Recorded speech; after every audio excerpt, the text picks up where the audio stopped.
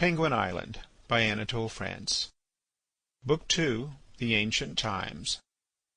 Book 2, Chapter 1. The First Clothes. One day St. Maël was sitting by the seashore on a warm stone that he had found. He thought it had been warmed by the sun, and he gave thanks to God for it, not knowing that the devil had been resting on it. The apostle was waiting for the monks of Yvern, who had been commissioned to bring a freight of skins and fabrics to clothe the inhabitants of the island of Alca. Soon he saw a monk called Magis coming ashore and carrying a chest upon his back. This monk enjoyed a great reputation for holiness.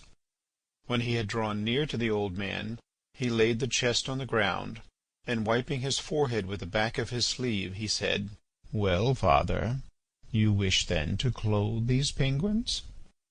"Nothing is more needful, my son," said the old man. "Since they have been incorporated into the family of Abraham, these penguins share the curse of Eve, and they know that they are naked, a thing of which they were ignorant before. And it is high time to clothe them, for they are losing the down that remained on them after their metamorphosis." "It is true," said Magis as he cast his eyes over the coast, where the penguins were to be seen looking for shrimps, gathering mussels, singing or sleeping. "They are naked. But do you not think, father, that it would be better to leave them naked? Why clothe them? When they wear clothes and are under the moral law, they will assume an immense pride, a vile hypocrisy, and an excessive cruelty." "Is it possible, my son," sighed the old man, "that you understand so badly the effects of the moral law to which even the heathen submit?" "The moral law," answered Magis, "forces men who are beasts to live otherwise than beasts, a thing that doubtless puts a constraint upon them, but that also flatters and reassures them. And as they are proud, cowardly, and covetous of pleasure, they willingly submit to restraints that tickle their vanity, and on which they found both their present security and the hope of their future happiness. That is the principle of all morality. But let us not mislead ourselves. My companions are unloading their cargo of stuffs and skins on the island. Think, father, while there is still time. To clothe the penguins is a very serious business. At present, when a penguin desires a penguin, he knows precisely what he desires, and his lust is limited by an exact knowledge of its object. At this moment 2 or 3 couples of penguins are making love on the beach. See with what simplicity! No one pays any attention, and the actors themselves do not seem to be greatly preoccupied. But when the female penguins are clothed, the male penguin will not form so exact a notion of what it is that attracts him to them. His indeterminate desires will fly out into all sorts of dreams and illusions. In short, father, he will know love and its mad torments.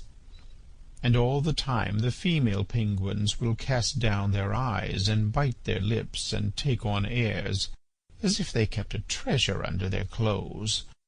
What a pity! The evil will be endurable as long as these people remain rude and poor. But only wait for 1,000 years, and you will see, father, with what powerful weapons you have endowed the daughters of Alca. If you will allow me, I can give you some idea of it beforehand. I have some old clothes in this chest.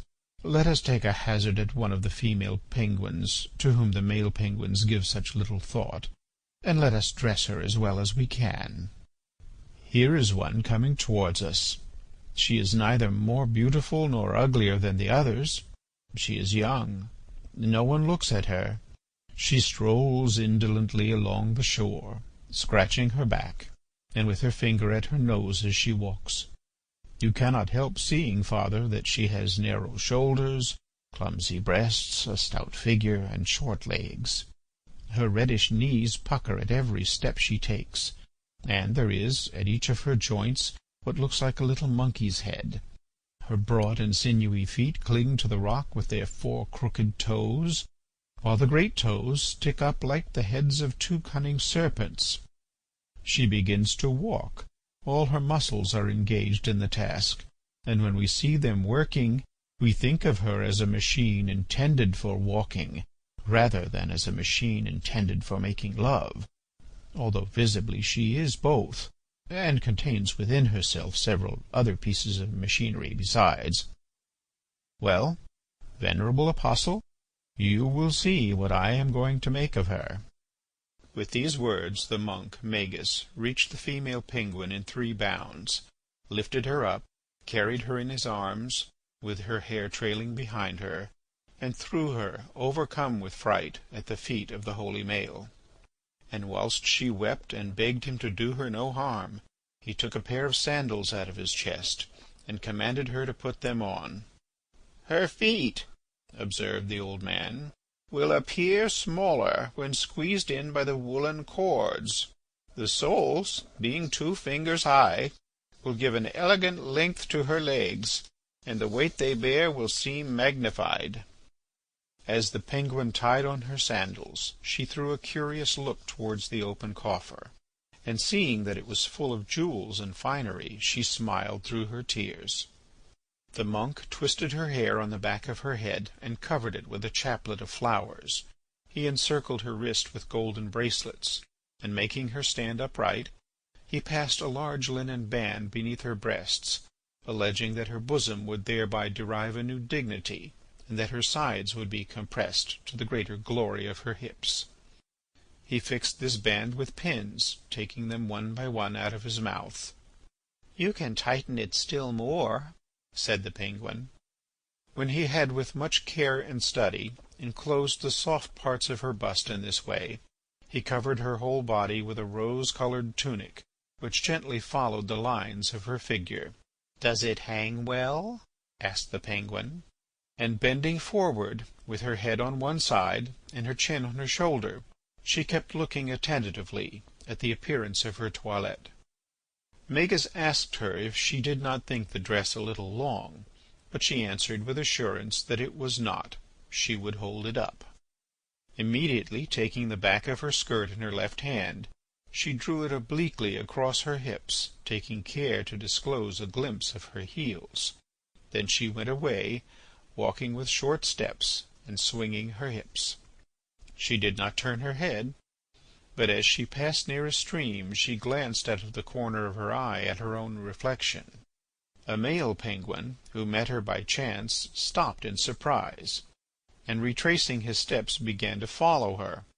As she went along the shore, others coming back from fishing went up to her, and after looking at her walked behind her. Those who were lying on the sand got up and joined the rest. Unceasingly, as she advanced, fresh penguins descending from the paths of the mountain, coming out of clefts of the rocks, and emerging from the water, added to the size of her retinue. And all of them, men of ripe age, with vigorous shoulders and hairy breasts, agile youths, old men shaking the multitudinous wrinkles of their rosy and white-haired skins, or dragging their legs thinner and drier than the juniper staff that served them as a third leg, hurried on, panting and emitting an acrid odour and hoarse gasps. Yet she went on peacefully, and seemed to see nothing. "Father," cried Magis, "notice how each one advances with his nose pointed towards the centre of gravity of that young damsel, now that the centre is covered by a garment. The sphere inspires the meditations of geometers by the number of its properties. When it proceeds from a physical and living nature, it acquires new qualities, and in order that the interest of that figure might be fully revealed to the penguins, it was necessary that, ceasing to see it distinctly with their eyes, they should be led to represent it to themselves in their minds.